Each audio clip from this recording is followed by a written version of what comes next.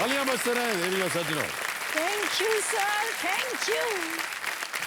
रोइएगा मत। नहीं सर, नहीं नहीं नहीं ऑलराइट।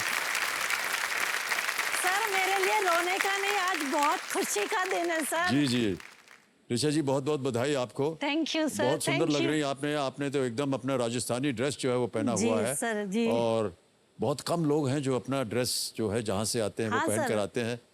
और बहुत अच्छा सर, मैं आपने। हमारे कल्चर में कोई भी फेस्टिवल या कोई स्पेशल कोई त्योहार या कोई स्पेशल कोई होता है तो हम ये पहनते हैं। जी। तो सर, केबीसी के मन से बड़ा मेरे लिए क्या स्पेशल हो सकता था सर। बहुत बहुत बहुत। कैसा लग रहा है आपको ऋचा जी यहाँ आकर के? सर, एक सपना जो देखा होता है और जब पूरा होता है और उसकी जो खुशी होती है ना सर, वो मैं शायद शब्दों में भी बयान नहीं कर सकती जी हूँ जी सर। जी।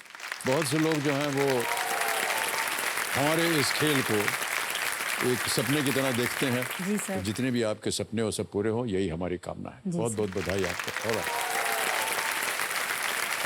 तो ऋचा जी, खेल की शुरुआत होगी और खेल के नियम तो आपको पता है, इसलिए उसको हम दोहराएंगे नहीं। कंपेनियन के रूप में आपको हमने देखा था, पूरा परिवार आपका आया हुआ था, तो इनका परिचय दीजिएगा हमें। हाँ सर, मेरे पतिदेव हैं जी नमस्कार सर। प्रणाम करता हूँ आपको और स्वागत आपका। नमस्कार नमस्कार सर। मेरा भाई और मेरी भाभी। भाई और भाभी हैं, प्रणाम करता हूँ आपको और आपका भी बहुत बहुत स्वागत। सर, वो मेरी शादी के बाद मैं रक्षाबंधन पर जाया करती थी। वो पहली बार मेरे पास राखी के लिए आया था क्योंकि मेरी कुछ हेल्थ ठीक नहीं थी। जी। तो उसने सोचा कि दीदी आ नहीं पाएंगी तो मैं जाता हूँ, अच्छा फील हो। तो सर, अचानक से मुझे कॉल आया तो मैंने उनको कहा कि इससे बड़ा गिफ्ट मैं तुझे राखी पे कुछ नहीं दे पाऊंगी, तुम भी चलो। बहुत बहुत बधाई है। बहुत बहुत। मैं आपसे ऋचा जी ये पूछना चाहूँगा, कोई आपने ऐसी कोई स्ट्रेटजी बनाई थी जब आप प्ले अलॉन्ग खेल रही थी?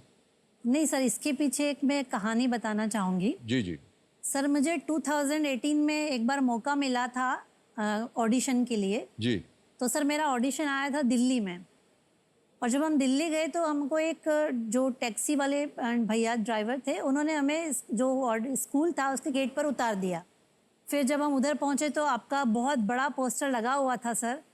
सर, उस समय मेरा शायद नहीं हुआ, ऑडिशन अच्छा। था। जी जी। लेकिन उसके बाद मुझे कोई चांस मिला नहीं। और जब प्ले अलॉन्ग के से मुझे जब कॉल आया, मैंने सोचा ये मुझे जो मौका मिला है, प्ले अलॉन्ग ने जो केबीसी ने दिया है, ये मुझे छोड़ना नहीं है। Thank और you so मैंने much, sir thank you. 2 second में हाँ कर दी।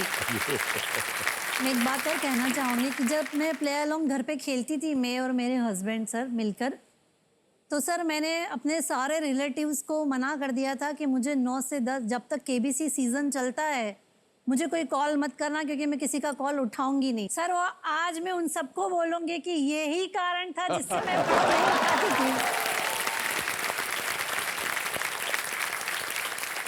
कोशिश आपने की और आज आप यहाँ पर हैं। ओके।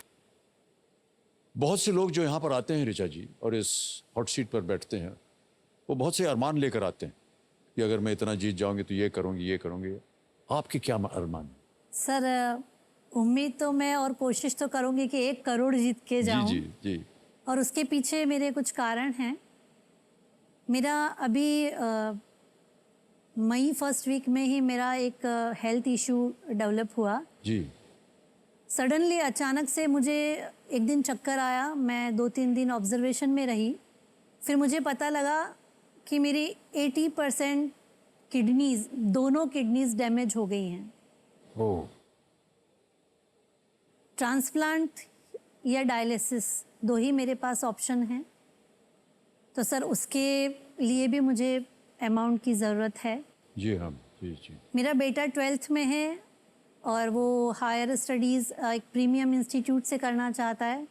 तो सर, उसके लिए भी मैं चाहूँगी कि मैं उस धनराशि को रखूँ। जी जी।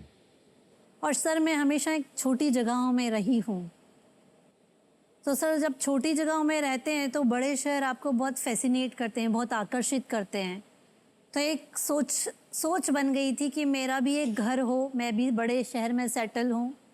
तो सर, केबीसी मंच से यदि मैं जो भी धनराशि जीतती हूँ तो मैं इन चीज़ों के लिए अपने आप में उसे रखूँगी। सबसे पहले तो ऋचा जी हम चाहेंगे कि आप यहाँ से इतनी धनराशि लेकर के जाएं कि आपका इलाज हो सके संपूर्ण तरीके से, उससे बड़ी चीज़ कोई होती नहीं है। नहीं, लेकिन हम उम्मीद करते हैं और ईश्वर से प्रार्थना करते हैं कि आप यहाँ से ढेर सारी धनराशि लेकर के जाएं और आप जल्दी से जल्दी स्वस्थ हो जाएं।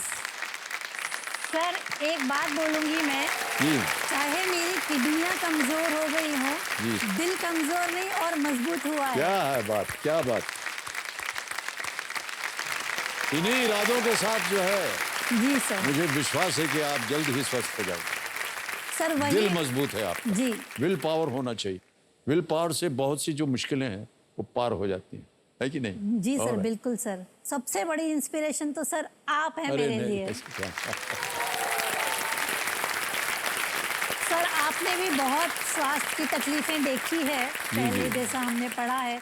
तो सर मैं यही सोचती हूँ कि सर जब आज इतने पॉजिटिव होके रहते हैं तो सर वो पॉजिटिविटी मुझ में आई है सर। मेरी जितनी पॉजिटिविटी है वो आपको मिल जाए, आप स्वस्थ हो जाएं, यही हमारी कामना है।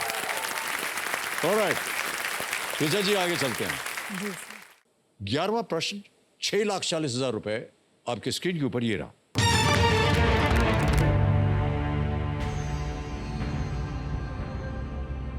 – 2022 में अमेरिका के सर्वोच्च न्यायालय ने रो बनाम वेड नाम के एक फैसले को पलट दिया है, जिसने किस चीज का अधिकार स्थापित किया था?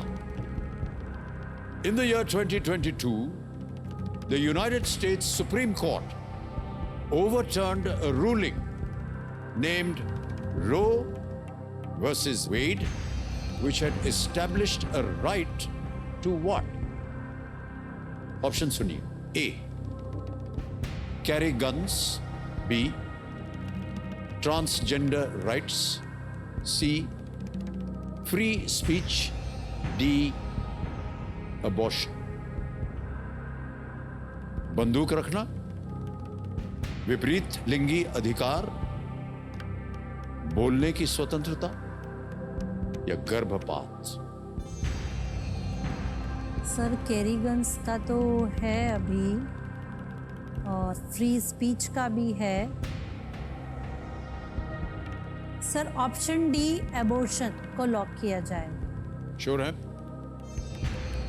कल लगाने सर लायक? मुझे ऐसा याद आ रहा है कि मैंने ये कहीं पढ़ा है ओके, कि एबॉर्शन को उन्होंने लीगली कुछ किया है अभी।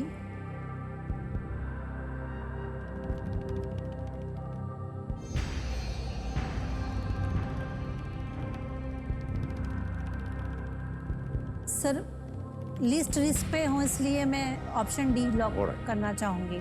ऑप्शन डी लॉक करना चाह रहे हैं ऋचा जी, इस पे ताला लगा जाए प्लीज। Lock D, abortion.